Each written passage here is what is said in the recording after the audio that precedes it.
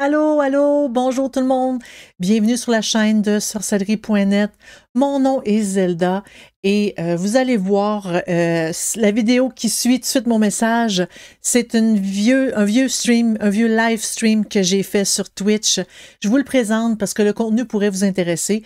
Oui, je fais beaucoup de blablatage, mais je suis convaincue qu'il y a des sujets qui pourraient vous intéresser. Donc, je vous laisse sur la vidéo. Je vous en remercie beaucoup d'avoir écouté là. Puis, faites un pouce dans les airs, puis abonnez-vous. Aujourd'hui, on va jeter un coup d'œil dans le livre de DJ Conway, Dancing with Dragons. En gros, c'est un livre qui parle de la magie draconique. Ça dit, bon, salut Lilou. Non, frotte-toi pas après la caméra. Je savais qu'elle allait s'en venir, elle. Ça dit Invoke their ageless wisdom and power. En gros, ça veut dire invoquer leur sagesse et leur pouvoir sans âge. C'est vraiment un livre qui parle de magie draconique. C'est un livre que je m'étais acheté au départ pour pouvoir faire une présentation sur la magie draconique. J'ai toujours l'intention de la faire. C'est sûr que ces derniers temps, j'ai pas eu beaucoup de temps pour le lire. Touche pas à ma caméra, toi, la Nantes. C'est les. On va l'ouvrir. Entrer dans la bouche du dragon. Touche pas à la caméra, toi. Entrer dans la bouche du dragon. Voilà. Là, tu me fais. Ah, ta toune. C'est des publications Llewellyn, Minnesota. C'est sûr que je crois que, me semble, l'auteur vient des États-Unis. Oui, en Oregon. Voilà. Donc, ma version date de 2021, quand même une version récente. Je me demande si. Est-ce que le livre est sorti? Non, le livre c'est ma version, qui est la 29e impression. Originellement, c'est un livre qui date de 1994, quand même assez vieux. D'autres livres qu'on a de DJ Conway, il y a Magie celtique, Magie nordique, la jeune fille, la mère et la vieille femme. Bon, il y en a quand même pas mal, hein, la magie animale. Voler sans un balai.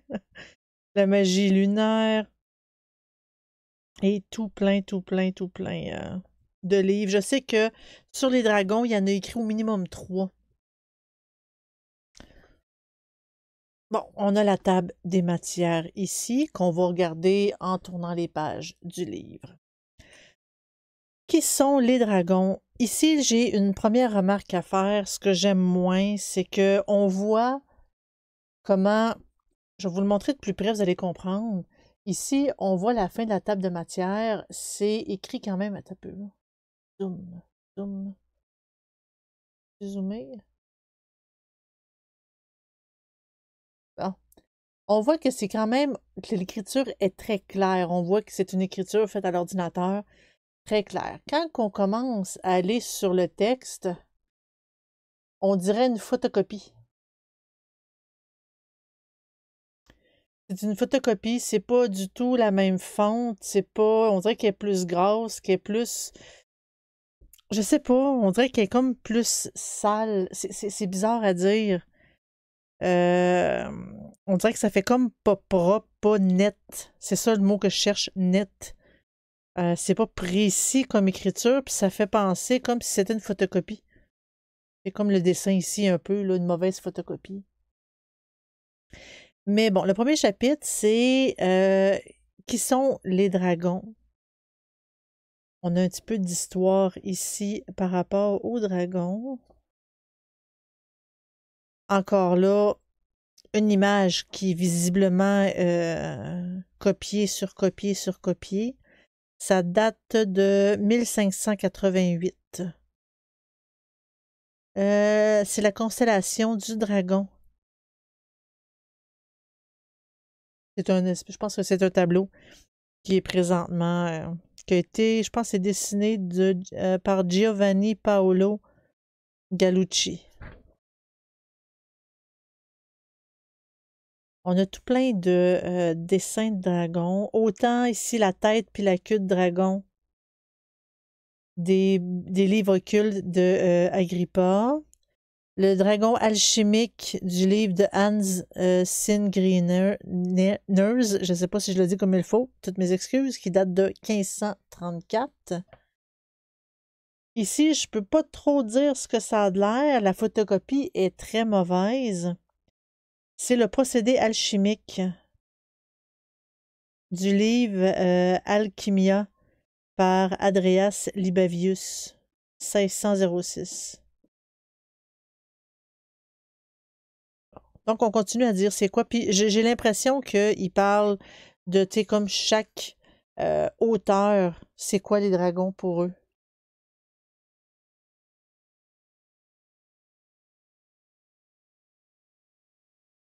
Un autre dessin ici. On a vraiment une introduction assez marquée. Oh boy. Ouais, j'ai l'impression que, je ne sais pas si c'est ma copie qui fait dur, que l'impression de ma copie qui fait dur, parce que ça parle de dragon japonais, mais j'ai plus l'impression de voir une tache d'encre plus que d'autres choses. Je pense que c'est peut-être ma copie aussi qui est très cheap. En tout cas. Le second chapitre, c'est les dragons dans la mythologie et dans la légende. Et là, ce chapitre-là, c'est vraiment tous les dragons que l'on peut croiser partout dans le monde, parce que oui, il y a des dragons vraiment partout dans le monde au niveau de la mythologie. Quand ça, déjà là, on le voit un petit peu mieux.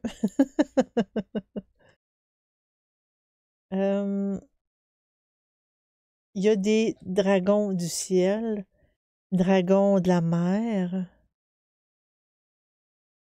dragons chinois.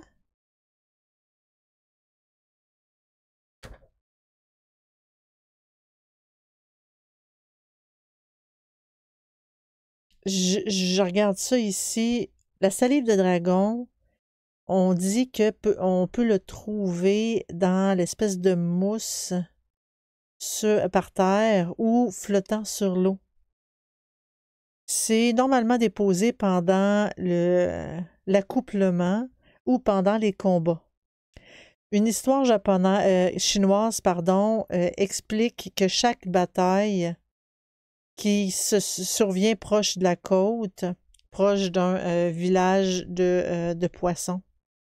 Donc, une grande bataille qui a eu lieu là. Les habitants ont regardé des grands dragons se battre, rouler dans les nuages noirs et faire des vagues autant le jour que la nuit. Leur rugissement ont fait écho, qui faisait écho, était clairement entendu par tous les villageois. Le lendemain matin, ces personnes-là sont sorties pour aller à leur bateau de pêche. C'était au lieu de la bataille. Ce qu'ils ont repêché, c'est ils ont rempli leur bateau de salive de dragon qui ont retrouvé flottant en très grande pile sur l'océan. C'est intéressant, mais ça reste que c'est de la mythologie. Le sang des dragons orientales était des fois rouge, des fois noir. Les experts de dragons disaient que ça changeait en ambre quand que ça arrivait sur le sol. Peu importe où le sang de dragon tombait, le sol devenait incapable de supporter la végétation. Malgré que le sang était considéré comme dangereux, des fois même mortel, dans les mythes orientales, les héros européens, comme dans les mythes orientales, les héros européens en faisaient des bains pour tenter de créer devenir invulnérable, voilà, il faut le dire comme il faut, ou le buvaient pour devenir sage. cette transformation du sang en ambre pouvait être une expression alchimique ou la manifestation du pouvoir magique et des énergies élémentaires à un résultat physique désiré. Eh bien, c'était un petit extrait. Traduction libre, hein, soit dit en passant. Ici, on a Hydra. C'est un serpent avec plusieurs têtes. Et on parle vraiment ici de partout, là. Les anciens Celtes avaient aussi des dragons.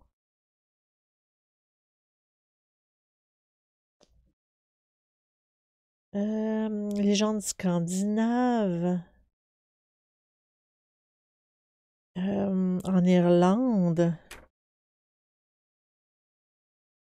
On parle dans les régions nordiques, évidemment, parce que l'espèce de tête des vaisseaux vikings avait une tête de dragon.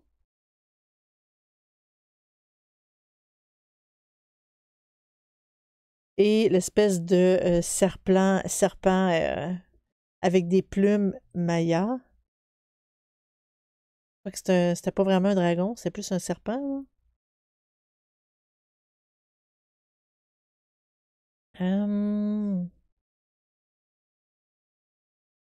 C'est drôle parce que ça dit que la médecine médiévale et magique mentionne l'utilisation de sang de dragon plusieurs fois.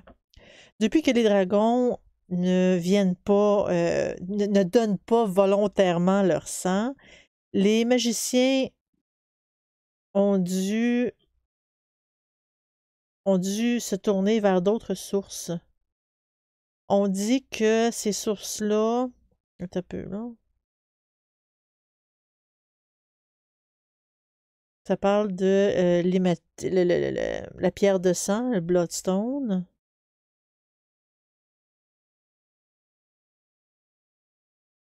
OK, là, il parle de la résine d'un arbre qui ressemble beaucoup au sang. Puis cet arbre-là, ben, c'est ça qui produit en fait l'encens tu sais, comme de l'encens là, de sang de dragon. Et le prochain chapitre, c'est chercher, rechercher et travailler avec les dragons. Là, on commence à rentrer dans le sérieux.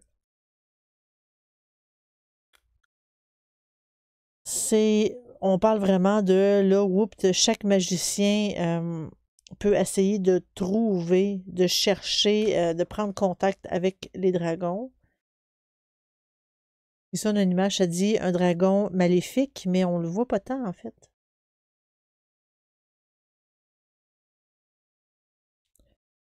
Tout petit dragon. Ça dit, c'est pas tous les dragons qui sont de la magie positive.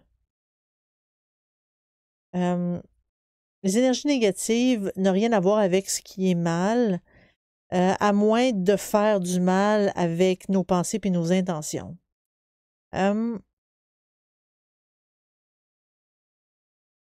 Qu'est-ce que ça a un lien avec les dragons, tout ça? Tu sais, je prends des phrases que je trouve par hasard comme ça.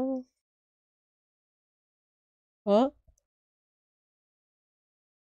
Ça parle de dragons gardiens, que c'est les plus faciles à contacter parce qu'ils apparaissent souvent par des petites voix ou des visages et se forment dans l'esprit. Les dragons peuvent apparaître sans être annoncés à n'importe quel moment, mais spécialement pendant les méditations ou les rituels magiques. Ils aiment le pouvoir, quand le pouvoir traverse, quand que le pouvoir, tu sais, comme... c'est pas guide, mais glisse ou bouge. Des rituels, c'est pendant que l'énergie bouge pendant les rituels, puis ils peuvent faire une apparition juste pour se baigner dans cette énergie-là. Pourtant, Ça dit que ça l'aime se baigner dans l'énergie, mais de nos rituels. Mais moi, j'ai jamais pris contact avec un dragon. Je trouve ça bizarre de dire ça comme ça, ou à moins qu'on recherche la présence du dragon, peut-être.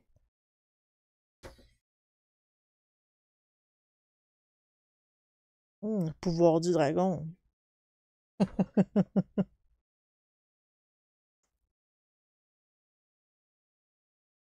Un dragon noir.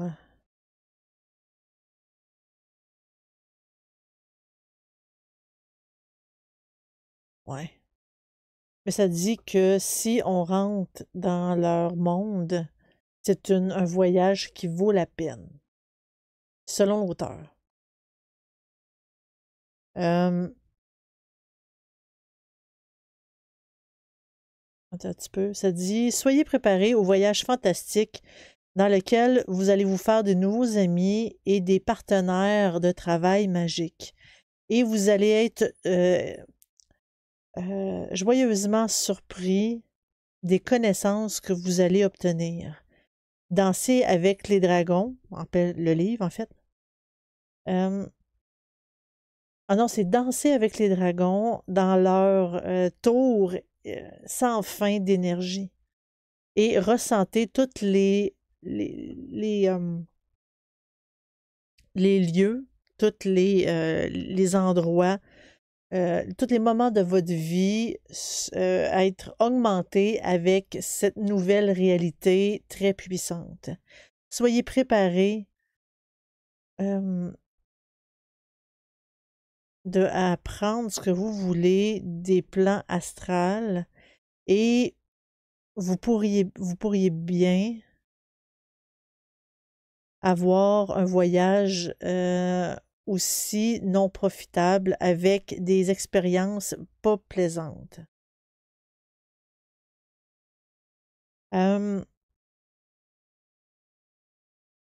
En fait, ceux qui viennent nous envahir sont des fois pas très bien accueillis avec amitié et ça se pourrait que ça soit votre cas quand que vous allez faire le voyage. Par contre, ceux qui veulent juste explorer ou faire des échanges, puis qui veulent écouter et négocier, ont des voyages plus profitables et remplis de succès et de découvertes. Voyager dans la ville des dragons voyons, précaution et une ouverture d'esprit et l'amitié dans votre cœur. Le voyage pourrait bien en valoir la peine. Je sais pas, c'est drôle. Dragon, le pouvoir des dragons dans la magie. C'est sûr que, là, à date, c'est mon opinion personnelle. C'est sûr que travailler avec les dragons dans la magie, tant qu'à moi, c'est peut-être l'équivalent de travailler avec euh, un égrégore qui fait office de familier parce que il nous aide lors de rituels. J'ai plus l'impression que c'est ça qui dans ce concept-là, hein.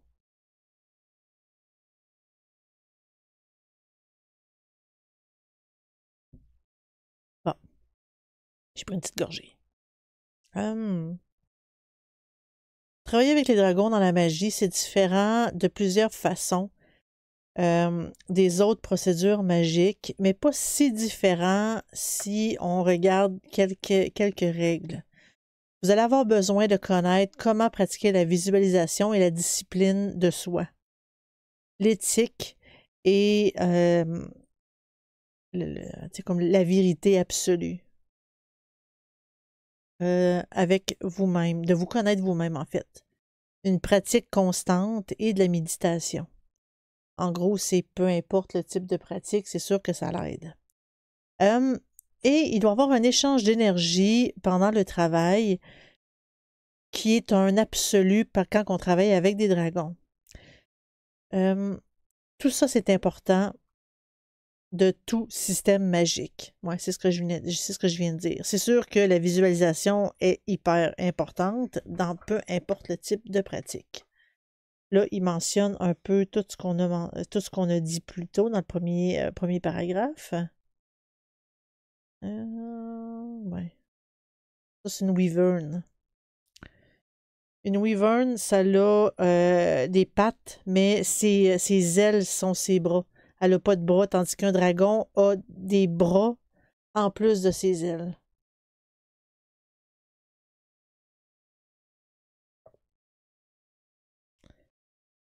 Voilà. Hmm.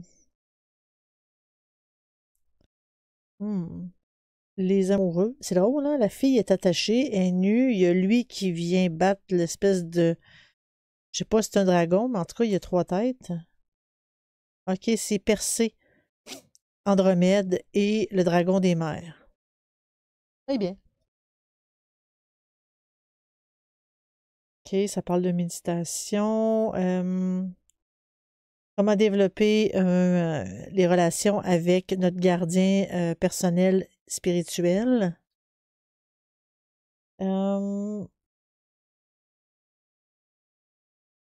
Ensuite, les types de dragons qui vont être attirés à toi vont être ceux qui ont le plus à t'offrir au moment présent.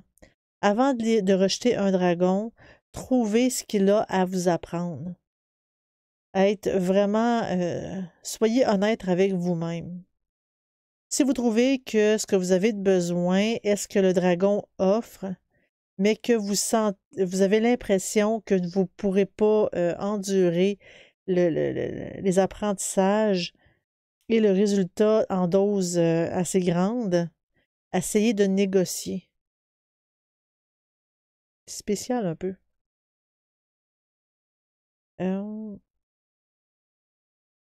OK, là, ça parle de dragons gardiens. C'est l'espèce d'équivalent de ange gardien, mais là, c'est des dragons gardiens. Bon. La...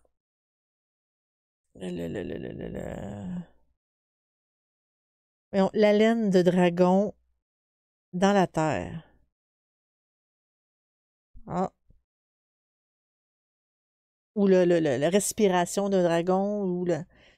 C'est... Beaucoup des vieilles légendes parlent parlent de tuer des dragons. Des fois, la vraie signification de ces termes sont clarifiés quand on dit que le dragon a continué à vivre. Évidemment, si vous lisez des histoires chrétiennes de dragons, les dragons sont toujours tués par un saint ou un héros. Et la subtile différence la façon que... En fait, c'est vraiment une signification de comment la chrétienté tue le paganisme.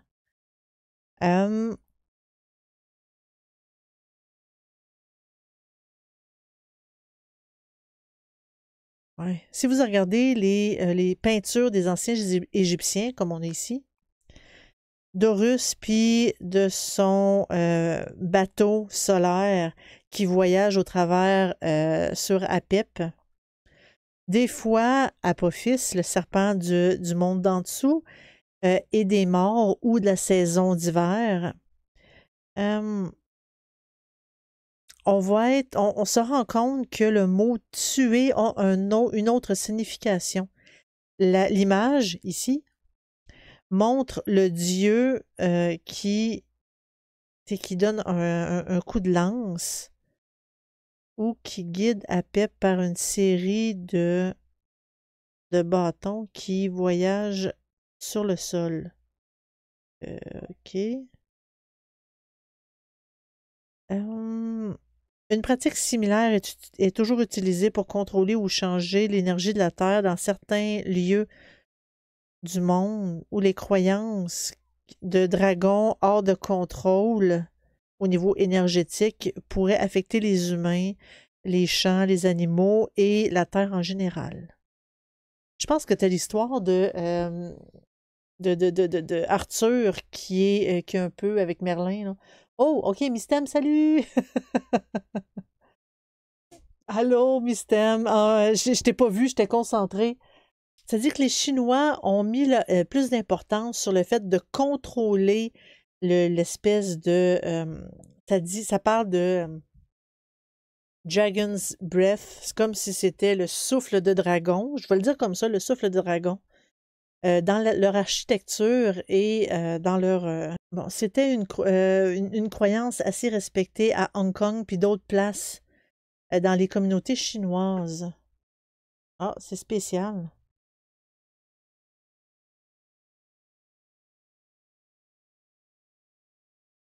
OK, c'est ça. C'est vrai que pour les Chinois, les dragons, c'est quand même très, très, très important. Puis, ils sont pas tous bons non plus, si ma mémoire, elle est bonne.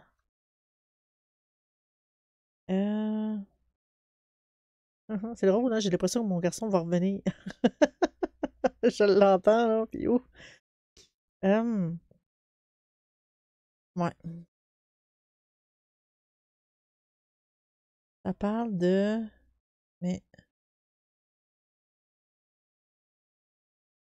ça peut se dire que le manque de balance dans les énergies peut être causé par le fait de porter, de couper au travers des montagnes, les routes ou les bâtiments. Parce que dit tel un acupuncteur qui met des espèces, euh, qui plante des aiguilles dans des espèces de nœuds en acupuncture, dans les méridiens, pour remettre, restaurer la balance dans le corps humain. Ces personnes-là, ils font avec des bâtons de fer. Dans les termes chinois, ils restaurent le yin et le yang de la terre où le souffle de dragon qu'il a viré en, tu sais, comme sûr et, comme, et mauvais, on va le dire comme ça. Les croyances sont assez étranges, mais on est encore dans les croyances là-dedans, là. L'énergie des dragons peut être une forme d'énergie statique électrique qui glisse, qui coule naturellement au travers de la Terre. Ça pourrait expliquer les étranges sensations qu'on peut avoir dans des lieux spécifiques, spécialement ce qu'on appelle les lieux sacrés. Ces sensations vont de le fait de sentir des picotements sur les doigts ou la colonne vertébrale ou en arrière de la nuque, jusqu'à un grand sentiment de paix et un sentiment étrange qu'on n'est pas capable d'identifier. Peu importe que c'est quoi cette énergie, c'est très, très fort, ou peu importe où est-ce que c'est concentré dans comme le lieu. Comme par exemple le centre d'un cercle de pierre ou d'une spirale. Il y a d'autres endroits qu'on appelle aussi des lieux de pouvoir ou des puits de pouvoir. Je vais le dire comme ça parce que ça s'appelle Power Sinks. Sink dans le sens je vais dire dans le sens de trou. On va appeler ça un puits de pouvoir où est-ce que l'énergie on a l'impression que l'énergie grandit de la Terre sans structure humaine. Ces spots de pouvoir, ces lieux de pouvoir, couvrent un lieu spécifique sur la Terre et a des bords très définis où est-ce que le phénomène de l'énergie arrête d'exister. Fait que c'est très, très, très délimité, en gros, là, ce que ça dit.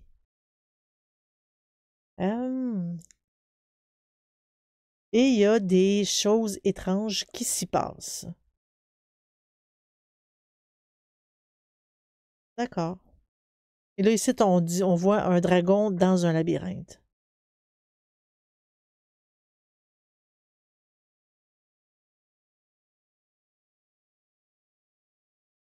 Ça dit que les chrétiens qui étaient conquérants ont été assez rapides pour prendre avantage sur ces points de pouvoir-là. Ils avaient la politique de construire des églises à Saint-Michel, le tueur de dragons, sur ces vieux sites. Puis quelques-uns d'entre eux à des endroits très surprenants.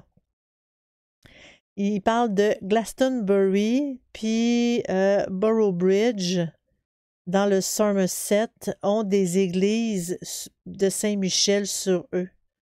D'autres églises ont été bâties sur des endroits assez illogiques, très loin des villes puis des routes. Fait qu'il suppose que il y avait vraiment des points de pouvoir à ces endroits-là. Non, c'est spécial. C'est la première fois que j'entends parler de ce genre de choses-là. Eh bien.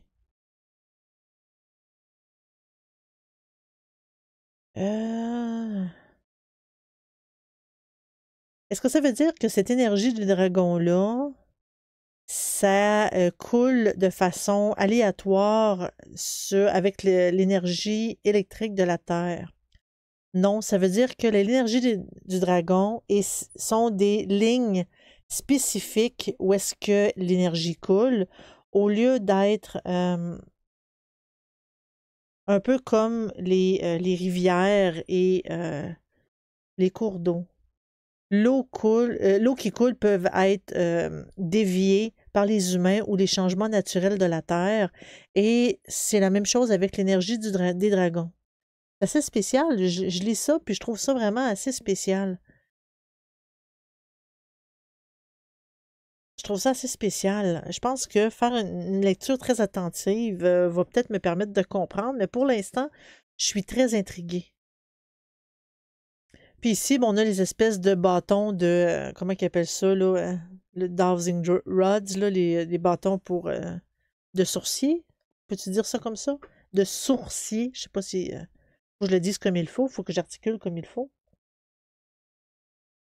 On peut utiliser un pendule aussi pour essayer de trouver ces lieux-là. Et il y en a beaucoup, beaucoup de ces points-là, autant en Europe qu'aux États-Unis. Ben, je veux dire en Amérique probablement, là, parce que lui, il a peut-être juste regardé les États-Unis. Mais les, euh, les Amérindiens, ils connaîtraient très bien ces lieux-là. Ils ont quand même pas mal de lieux sacrés aussi.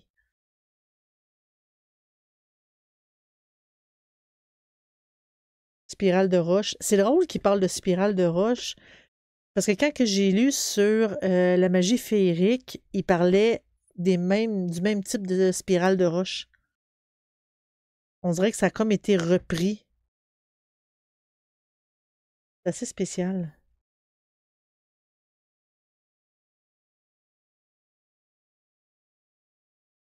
C'est assez spécial. Bon. Les instruments rituels. Bon, si on veut vraiment pratiquer, c'est sûr qu'il y a certains outils qui sont nécessaires. Là, je vais juste parler des images, mais c'est sûr que nécessairement, tu sais, comme un hôtel, c'est une table. Ça peut être une petite table autant, tu sais, table ordinaire ou, tu sais, comme, en fait, il faut que ça soit un support sur lequel on peut mettre nos outils. That's it. Ça parle d'une chandelle blanche sur la gauche et une noire sur la gauche et une blanche à droite. Bon, puis c'est pas parce qu'on utilise une chandelle noire que c'est nécessairement mauvais. Ici, ça parle d'une espèce de standing brazier. C'est de l'encens? Comment qu'on pourrait appeler ça? Je vais juste faire une vérification. Et pour avoir une traduction quand même assez plus précise. Voyons.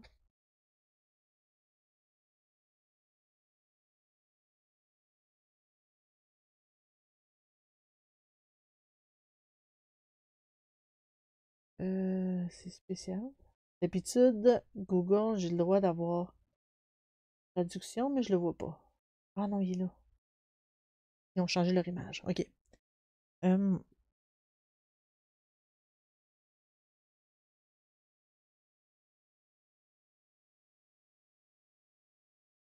Bracero, qu'est-ce que c'est ça, cette affaire?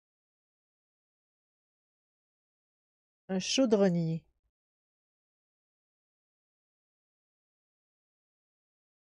Un chaudronnier.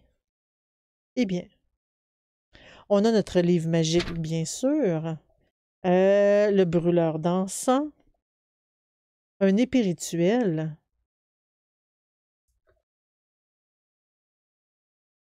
Quand même assez long, hein? C'est pas comme l'espèce de petite dague là, de la Wicca. Ah, oui, on en a une. Une dague rituelle. Voilà. Euh, on a le bâton. Ah, j'ai déjà vu des bâtons comme ça, avec des espèces de pattes de dragon puis une boule, mais je le voyais au magasin Spirit Halloween pour l'Halloween en décoration. Je ne sais pas si ça ferait, surtout que la majorité sont en plastique. Eh bien, il doit parler un peu de comment le fabriquer, par contre.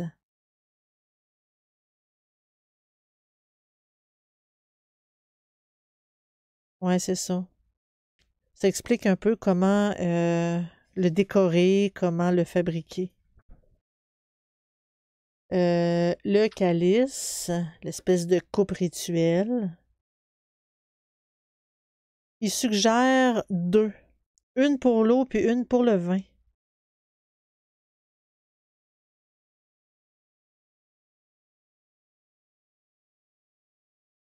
Il suggère des façons aussi pour, je veux dire,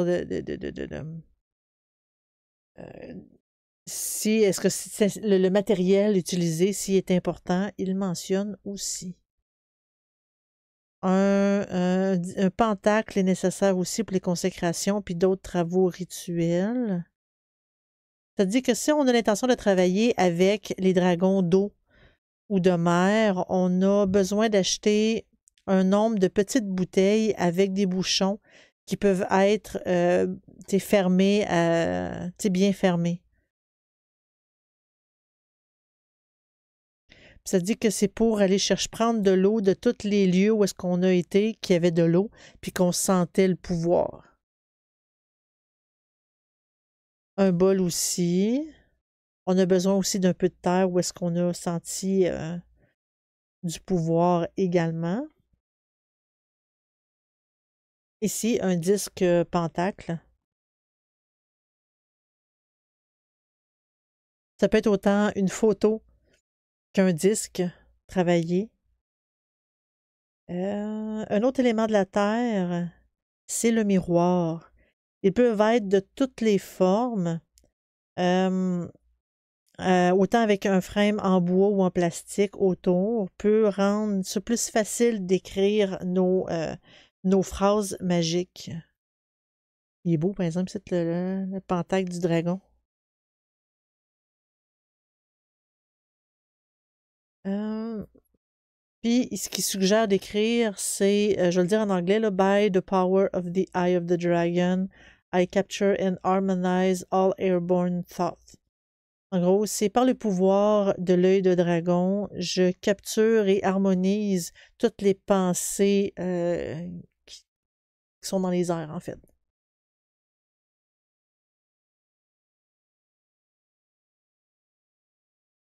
Il parle d'une robe qui doit être lousse, confortable, il pourrait être décoré avec des dragons, des symboles et tout, à votre guise.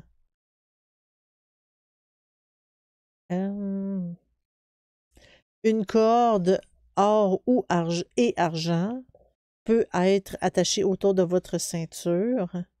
Ben, je veux dire, la taille. N'importe quel bijou qui ont des designs de dragon. Euh, Ça parle d'herbe, d'huile.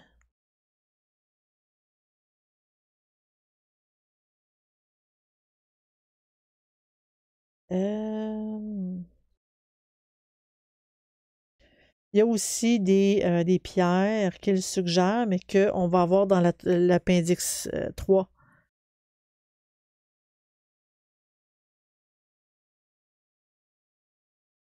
Et voilà. Je pense que ça fait pas mal le tour de tous les outils qu'on a de besoin. La personnalité magique. Chaque magicien commence à fabriquer sa personnalité magique aussitôt qu'elle commence sérieusement à travailler avec les rituels. La personnalité magique, c'est la façon subconsciente du magicien qui... C'est la façon subconsciente qu'il se perçoit en tant que magicien. Ça crée... On crée ce type d'image-là tout le temps, à chaque fois qu'on pense de nous-mêmes. Gêné, trop petit, gros, pas beau, etc. Cette image de nous-mêmes peut être... t'as peu.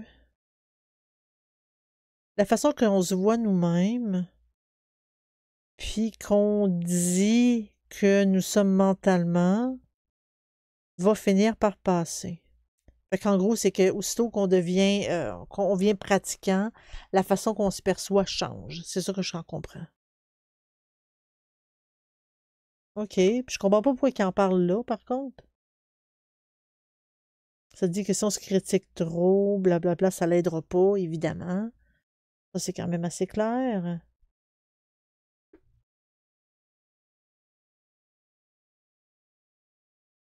Ouais, notre nom magique, c'est très important.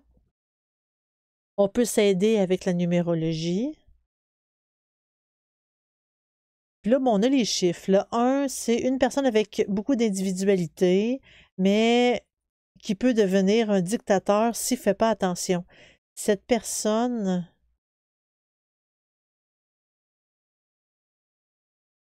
seldom, if ever, follow the dictate of the crowd. C'est le genre de personnes qui n'aiment pas bien travailler en équipe, puis travaillent mieux seules parce que des fois, ça peut mal virer. 2, des personnes coopératives sympathiques qui aiment travailler dans les projets de groupe ou pour résoudre des problèmes. Le diplomate qui doit faire attention de devenir statique au- euh, en faisant en sorte qu'il est incapable de prendre des décisions de peur de blesser quelqu'un. 3, inspiration et optimisme sont les expressions de ce type de personnes-là. Ils sont aussi créatifs et ils ont aussi des habiletés créatives et artistiques de quelque sorte. Faire attention de parler trop et rien faire. Ah, ouais. Hein. Et etc. On a 4, 5, 6, 7, 8, 9, 11, 22.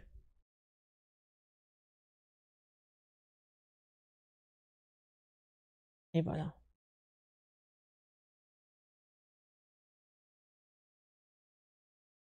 Musique et la danse. Ça dit que les dragons répondent à la musique et à la danse.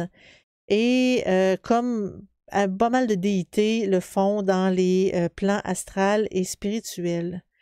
Le rythme de la musique puis l'expression de la danse peut être considéré par beaucoup d'experts en psychologie, dans les études culturelles, comme étant un langage universel d'eux-mêmes.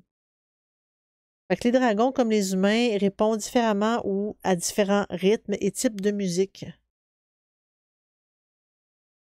C'est sûr que si la musique, on va attirer, en gros, si je comprends bien, on va attirer le dragon qui fit un peu avec le type de musique que nous, on reflète.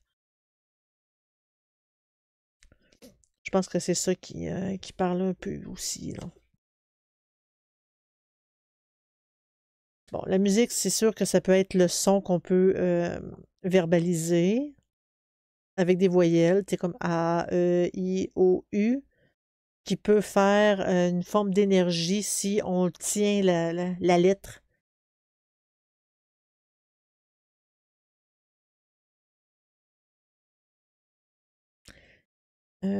Puis la danse, bien sûr.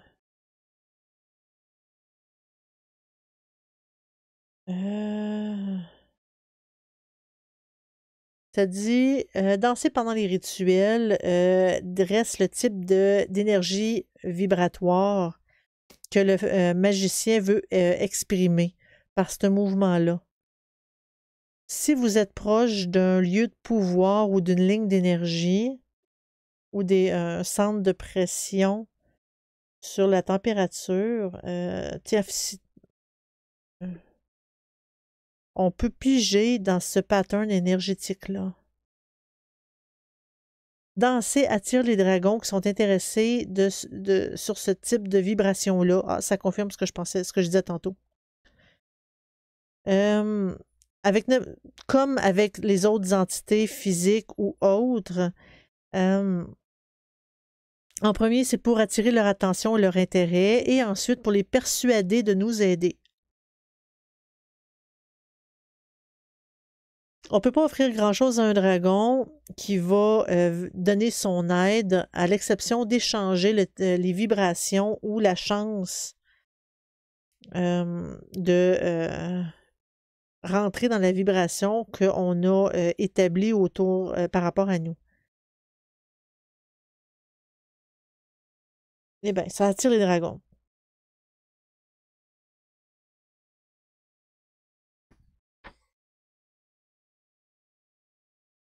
Rituel basique. Bon, là, on va rentrer dans les rituels. On a Dragon Blessings. En gros, c'est pour faire des bénédictions pour les dragons. Ça sert à faire des bénédictions puis consacrer tous nos outils magiques, tous nos outils rituels.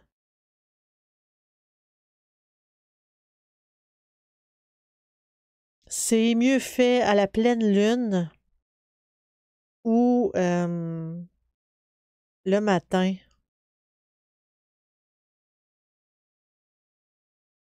Et là, on a le rituel en tant que tel. Juste un exemple, ça dit By Dragon Power, this circle is sealed. Par le pouvoir du dragon, ce cercle est scellé. Par le pouvoir du dragon, je dis que tu es purifié. Élément d'esprit, par le pouvoir du dragon, je dis que tu es purifié. OK. C'est comment, je pense, tous les outils, là. On a le calice d'eau, de vin, le bol de dragon, le bol de pierre, la baguette, le bâton, les bouteilles d'eau, le gong, les cymbales à doigts ou les cloches, le miroir, les herbes. Rituel de dragon basique. C'est là où est-ce qu'on peut mettre de la musique, de la danse, la méditation.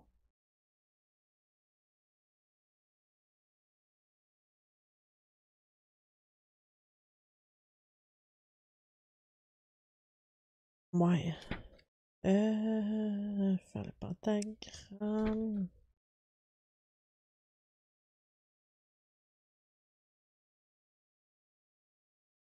Le feu de dragon. Parce que tous les dragons soufflent d'un type d'énergie que nous, les humains, on appelle feu.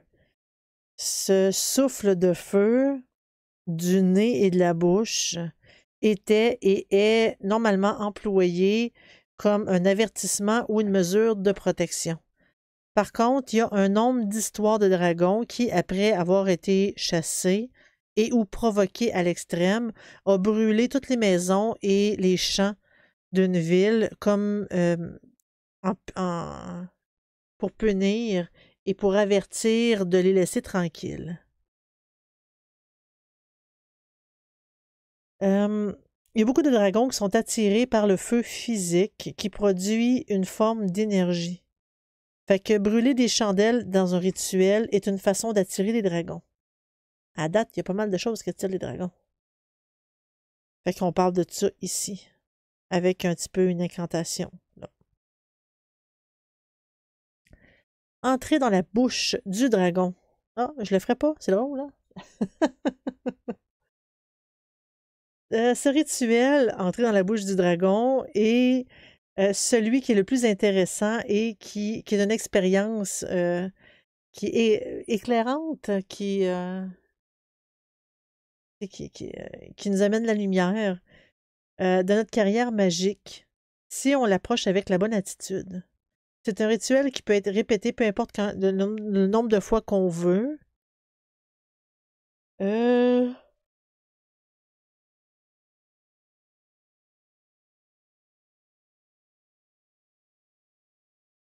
ok, ça peut là. C'est l'expérience pendant cette espèce de rituel du genre de méditation peut nous aider à faire des changements dans notre vie, de choisir notre esprit quand que on est comme déprimé, de nous donner des nouveaux buts ou des nouvelles façons de voir les choses. C'est sûr, si on met rien de notre énergie dans l'expérience, on n'aura pas grand-chose en retour. Voilà. Fait que ça, c'est ce rituel-là, ici. On a l'appel du dragon. Il dit, je connais aucun magicien qui n'est pas intéressé à appeler une entité spirituelle ou astrale euh, qui va projeter sa présence avec beaucoup de clarté. Puis il n'est pas question de savoir qu'il est là. Les dragons sont des entités très fascinantes. Donc, comment un vrai magicien ne peut pas vouloir sentir sa présence comme créature? OK. Il en connaît-tu beaucoup de personnes? Je dis pas que je ne veux pas. Hey, salut Yermeya, comment tu vas? Comment tu vas? Là, je suis en train de me demander. Lui, il dit qu'il connaît absolument personne qui ne veut pas ressentir la présence d'un dragon. Mais moi, je recherche pas vraiment à sentir ça, donc je pense il doit pas connaître grand monde. Et là, on a un rituel qui mentionne ici. On est rendu dans le milieu du livre à peu près. Et en gros, c'est vraiment pour appeler un dragon, pour sentir sa présence. Et on a vraiment le rituel ici. Le charme de fabriquer. C'est le charme pour manifester dans le physique.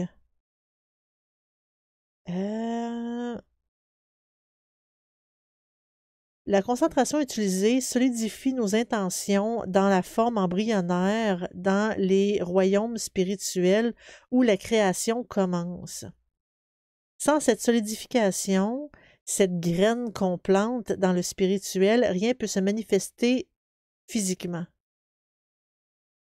Je pense que je comprends ce qu'ils veulent dire. C'est le fait de... En fait, moi, si on a l'intention de, puis qu'on agit en conséquence, c'est comme si on plantait une graine, puis ça continue à grandir dans notre tête.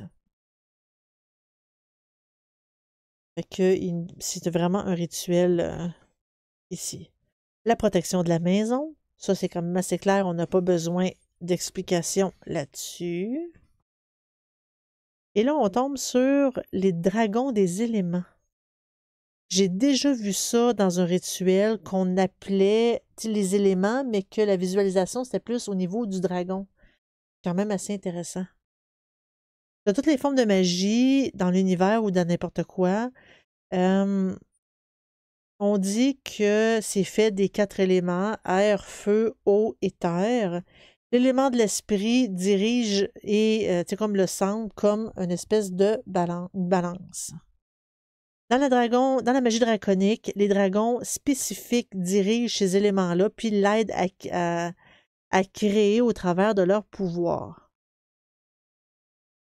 Donc, c'est quand même intéressant ici, là.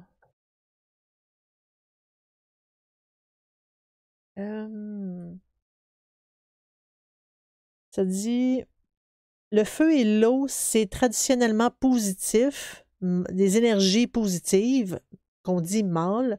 L'eau et la terre, c'est négatif, les énergies négatives qu'on appelle aussi femelles.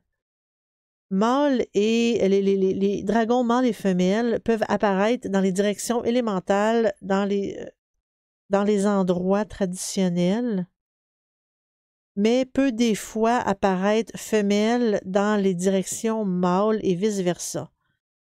En gros, ça peut être n'importe quoi.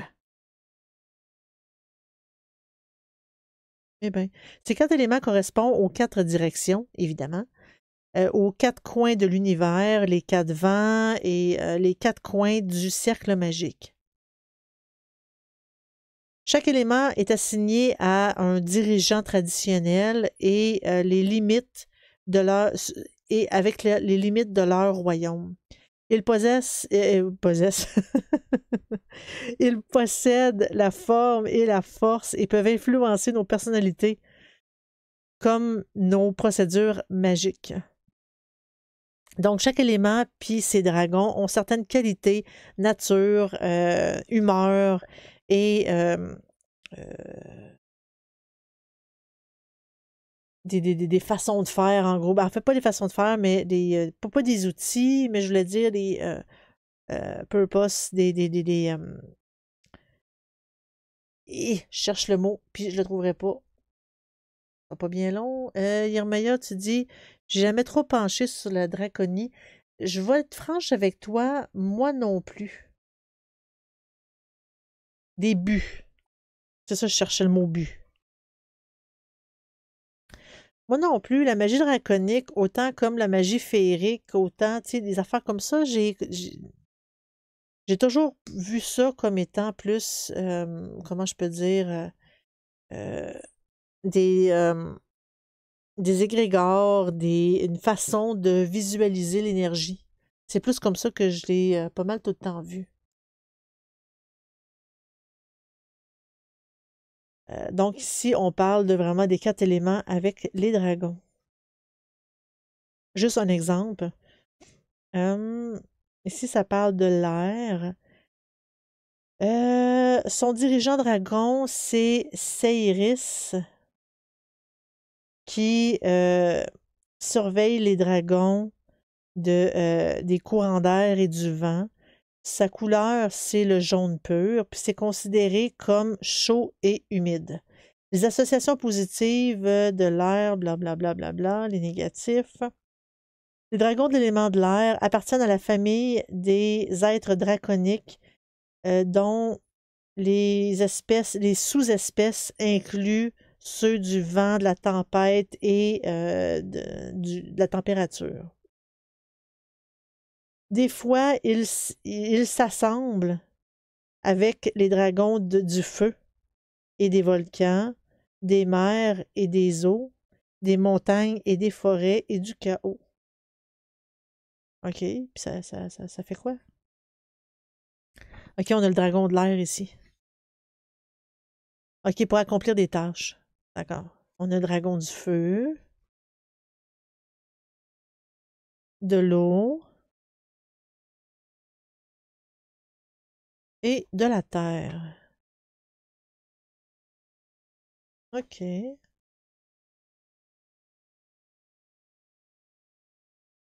Ça dit qu'il existe aussi les dragons de lumière, les dragons aussi sombres ou moi, je veux plus dire sombre. Un mélange d'imaginaire pour moi. Ouais, je suis un peu d'accord avec toi. Le titre, c'est Dancing with Dragons, Danser avec les dragons, de DJ Conway.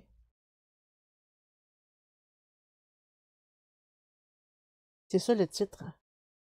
Mais oui, je pense qu'il y a beaucoup d'imaginaire là-dedans, parce que, tu sais, surtout quand il disait, je ne connais aucun sorcier qui ne rêve pas de rencontrer les dragons, ben moi, je suis pas d'accord avec lui. Je suis pas d'accord avec lui. Moi, c'est pas de quoi qui m'attire vraiment. Je préfère faire autre chose que ça. Mais en tout cas. Donc, on a aussi les dragons tu sais, Dragons of Darkness, de la noirceur, on va dire comme ça. Nanana. C'est les dragons de la noirceur ou du chaos. Et du chaos. Eh bien. Dragon de l'air, du feu, de la terre, de l'eau, de la terre, de lumière et de la noirceur. Au bout de suite, hein? Voilà. Le dragon des mers et des eaux variées. Oui, il est en anglais. Il est en anglais. Je ne sais pas s'il existe en français. Je vais juste faire une petite recherche rapide. Euh,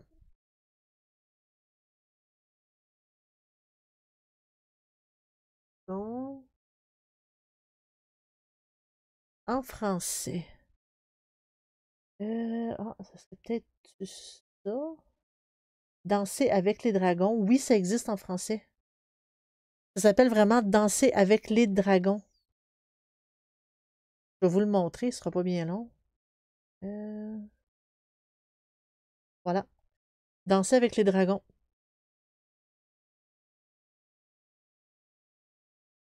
C'est ça comme ça, là. Il existe en français. Sauf que les livres en anglais, puis ça, ben, toutes mes excuses, mais les livres en anglais coûtent pas mal moins cher. Et vu que mon budget est limité, ben, j'ai limité. Oh, ben, non, c'est correct. La question est très. C'est une question que je me posais quand je suis tombée live, puis là, ben, j'ai commencé le livre, puis j'ai complètement oublié. Non, la question est très, très, très pertinente et c'est correct, tu peux poser des questions. Moi, j'ai aucun problème avec ça. Je te punirai pas pour autant, je te chicanerai pas pour autant. C'est bon, bonne soirée, merci d'être passé. Merci d'être passé hier, Maya, à la prochaine. Je disais donc que les dragons des mers et des eaux variées. Ça dit que c'est sûr qu'il y a plus divers dragons, tout dépendant si on est dans les mers, les lacs, les rivières, etc., etc., etc. Donc, il en parle ici. Ça dit que c'est très documenté, la façon qu'on les voit. Fait que j'ai l'impression que, tu sais, il parle du Loch Ness ici. Puis il y en a d'autres. Ça dit en Afrique, dans le Congo, Nil ou les bassins Zambézi. Il y a Mokele Mbembe, qui est une créature de 35 pieds de long dans le lac Télé au Congo. Il y en a quand même plusieurs, donc il parle vraiment ici de tous les types de dragons d'eau qu'on peut trouver. Voilà, et aussi dans l'histoire, parce que là, on parle de la mythologie grecque. Voilà. Les dragons des montagnes et des forêts. C'est l'élémentaire, évidemment, ça, je pense que tout le monde l'avait deviné. Voilà, donc on a...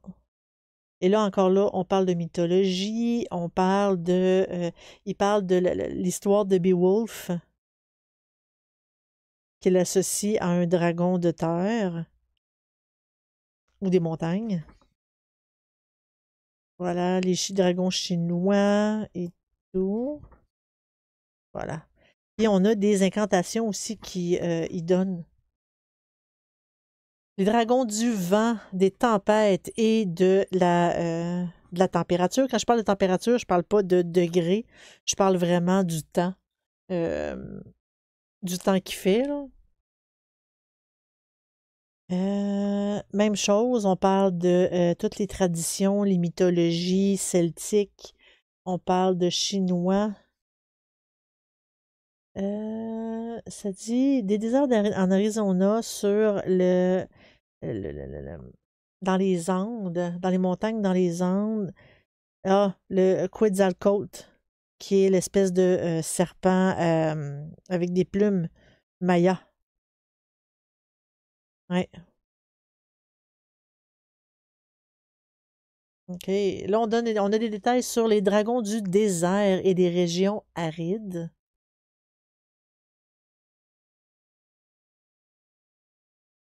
C'est drôle parce que s'il y a une place où est-ce qu'on peut, où est-ce qu'on, il n'y a pas grand-chose. S'il y a des dragons, on les verrait, mais Je sais pas.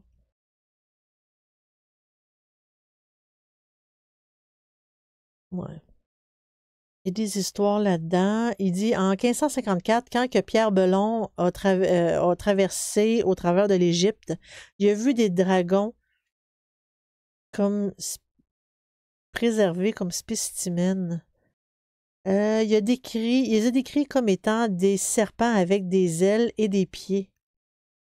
On lui a dit que c'était très commun de ces dragons du désert de voler d'Arabie jusqu'en Égypte. C'est spécial. Il parlait-tu des lézards? Quoique les lézards ont pas d'ailes, mais c'est quand même assez spécial. Les dragons du feu et des volcans. Les salamandres.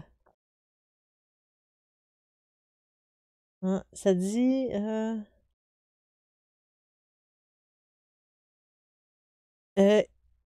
pendant plusieurs années, dans la fin 1980 et début 90, la côte ouest a eu beaucoup de sécheresse. Les feux de forêt ont fait rage pendant été après été. Beaucoup de magiciens compétents pouvaient voir et sentir les grands dragons de feu venir.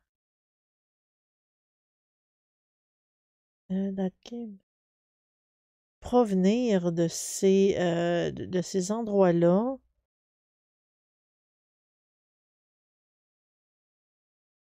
Oh, OK. En gros, ça sera à cause des dragons du feu. Eh bien. Eh bien. Les dragons du chaos et de la destruction. Dragons babyloniens. Mythes nordiques, égyptiens. Il y a quand même pas mal de choses à mentionner ici, là. Hein, ici, c'est voyager sur un dragon. Chevaucher un dragon, pour être plus précis. La raison principale de chevaucher un dragon, c'est pour qu'un magicien puisse enlever les barrières et les obstacles animés puis inanimés qui nous empêchent d'aller vers le progrès. En gros, c'est spirituel puis subconscient, là. Un peu ici, là. Ça, c'est voyager sur le dragon du chaos. On a les espèces de flèches du chaos tout autour, hein. Voilà. Comme une espèce d'incantation rituelle. Les dragons gardiens, on en a parlé un petit peu plus tôt dans le livre, mais là, on va en parler plus précis. Voilà.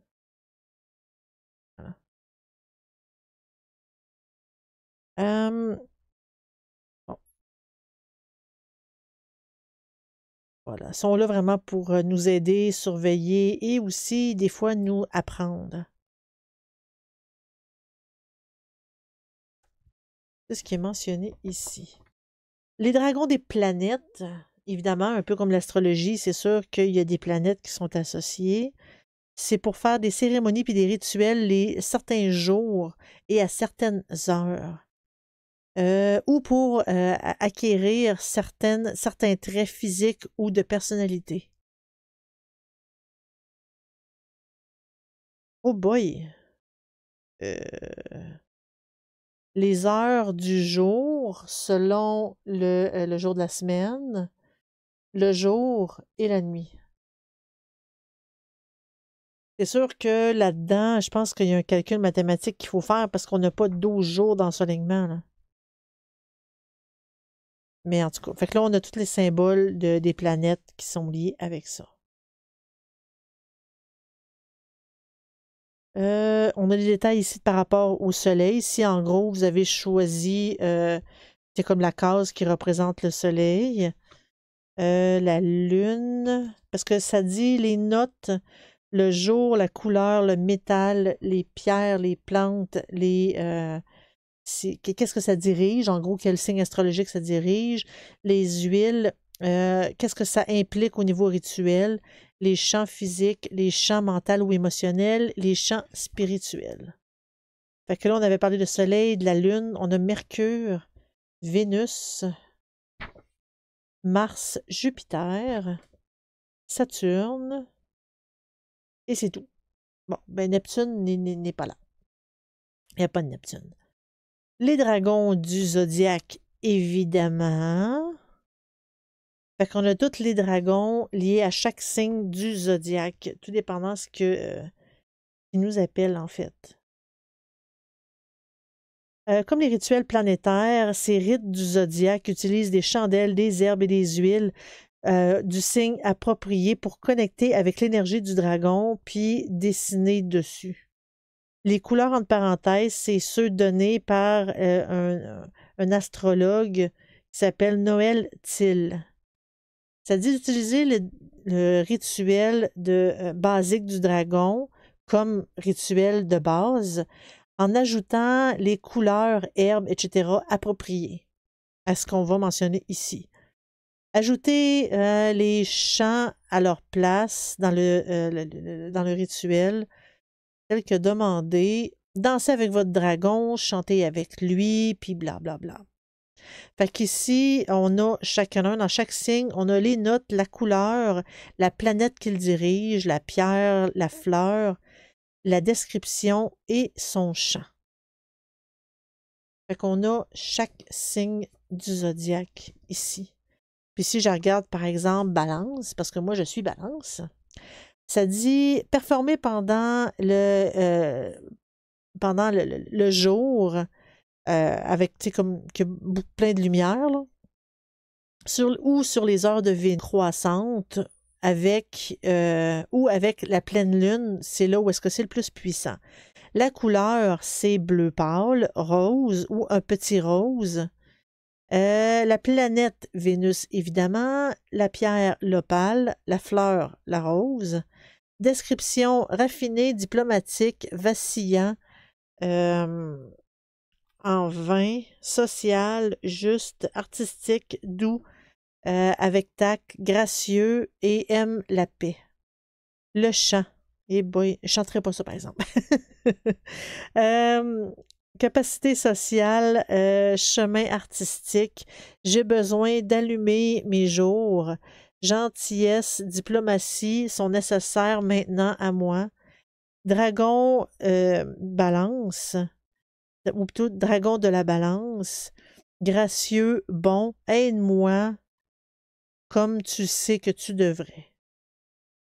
Eh bien, fait que chaque signe du zodiaque a son chant et ses particularités. Ensuite, on a dansé avec les dragons, encore.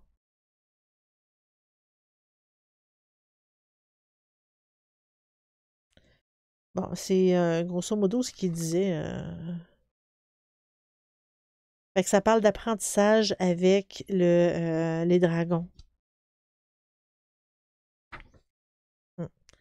On a les appendices, les herbes. Par exemple, bon, j'ai l'acacia qu'on appelle aussi avec ses autres noms, les parties utilisées, la planète, l'élément, les types de rituels, les dragons, comme par exemple air, lumière, noirceur, gardien. C'est drôle, la lumière, noirceur, il me semble que ça se contredit. Mais c'est ça. Puis on a tout plein d'herbes ici qui sont mentionnées en ordre alphabétique. Ensuite, c'est la même chose, mais avec les huiles.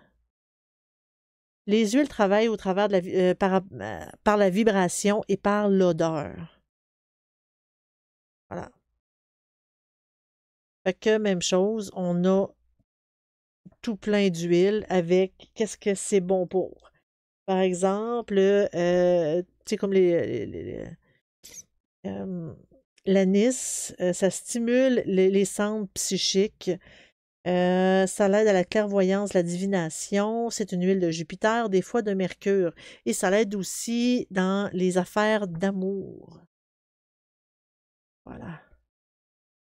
On a les pierres, bien évidemment. Les pierres, c'est classé par couleur. Les pierres blanches, les rouges, les roses, les jaunes, orange, bleu, vert, brun, noir, mauve, indigo, turquoise et d'autres pierres pour d'autres pierres de valeur. Il y a la pyrite, la pierre de lune, cristal de roche, magnétite, les, euh, les pierres de yeux, là, comme l'œil de chat, l'œil de tigre et compagnie. Les pierres avec des trous, les fossiles, les corails, les géodes, etc., etc. Les couleurs des chandelles. On a toutes les couleurs avec tout ce que c'est nécessaire. C'est ça. L'écriture de dragon. Ah oui, il y a un alphabet dragon. Oh, OK. Les voit ici. Ça, c'est le point. Ah ben, il y a un alphabet dragon. Ça peut être utilisé pour écrire sur les outils, les chandelles, sur d'autres rituels ou sur les objets de sortilège. Il peut aussi être utilisé euh, pour écrire les requêtes à des dragons spécifiques. Utiliser l'alphabet magique ou n'importe quel alphabet magique pour augmenter le pouvoir placé dans l'objet par le magicien parce que la concentration la concentration est nécessaire pour l'écrire.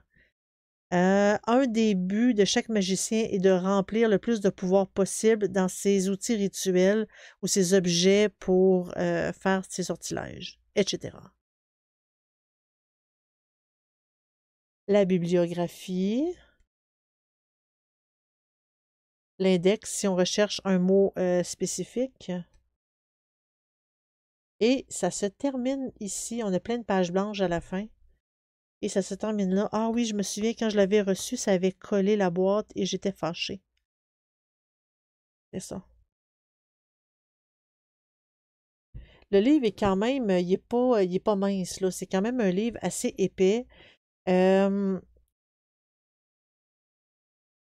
Sincèrement, je trouve que, je sais pas, bon, je suis un peu, j'ai hésité, j'ai les idées un petit peu, pas changeantes, mais tu sais, oui, le livre est intéressant, mais d'un autre côté, j'ai l'impression que c'est un petit peu chaotique. Oui, il nous montre les rituels, les outils et tout, et tout, et tout, mais j'ai l'impression que c'est plus penché vers le côté histoire mythologique, imaginatif, j'irais même jusque-là, imaginatif de tout ce qui est dragon.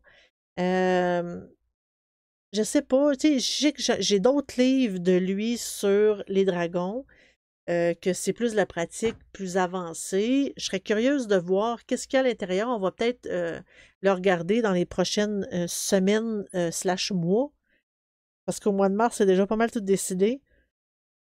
Mais je sais pas, surtout que la qualité d'écriture du livre, j'ai l'impression que c'est photocopié. Les images, c'est cheap, on voit pas. Parce que même si c'est pas en couleur, normalement noir et blanc, on est quand même capable de regarder. J'ai l'impression que c'est imprimé sur une imprimante qui est qui est vraiment pas de bonne qualité. C'est l'impression que ça me donne. Ouais, à ce niveau-là, le livre, j'ai l'impression j'ai envie de faire un bof. Mais c'est quand même intéressant à voir. Je sais pas si vraiment les dragons ça donne de la mythologie, mais même encore là, est-ce que les dragons existent pour de vrai ou c'est juste un outil, une béquille pour nous aider à manier l'énergie? Je suis encore incertaine à ce niveau-là. Dancing with Dragons, Danser avec les dragons, qui existe en français, ça s'appelle Danser avec les dragons. Invoquer leur sagesse et leur pouvoir sans âge.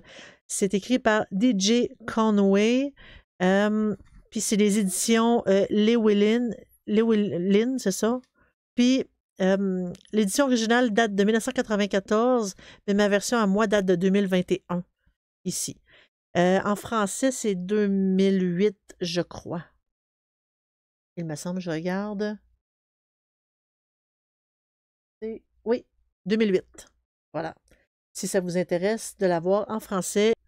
T'aimes bien les dragons, hein? Mais c'est intéressant parce qu'il parlait beaucoup de, tu sais, des mythes, des légendes, puis des associations qu'on fait avec les lieux de pouvoir de dragons et tout, mais c'est comme s'il y avait des dragons partout et pourtant on en entend juste parler en magie draconique.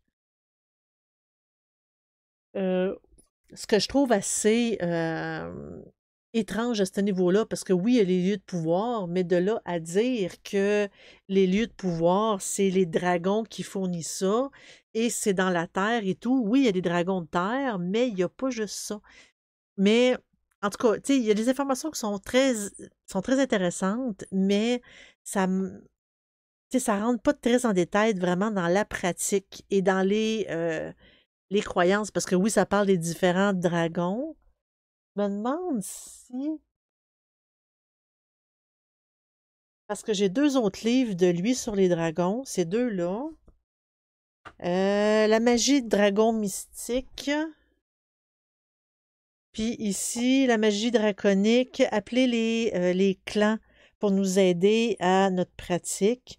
Puis ici, c'est les apprentissages des 5 cercles intérieurs. Mais je ne sais pas si... Quoi qu'ici, la qualité est pas mal mieux que l'autre livre que j'ai, là. Les images aussi sont pas mal mieux. Je pense que j'ai peut-être pogné une mauvaise copie, en fait. Mais, ouais, c'est ça. C'est plus ça et peut-être qu'éventuellement, on va les découvrir ensemble dans les prochains mois. Merci beaucoup d'avoir écouté cette vieille vidéo. J'espère que vous avez apprécié. Si vous voulez venir nous voir discuter en direct, c'est sur Twitch. Et ce que vous voyez sur YouTube, c'est juste une toute petite partie de ce qu'on fait sur Twitch. Donc, j'espère vraiment que vous allez venir nous rejoindre sur la chaîne Sorcellerie Net sur Twitch. On fait des open box, on fait tout plein de belles découvertes, des rituels.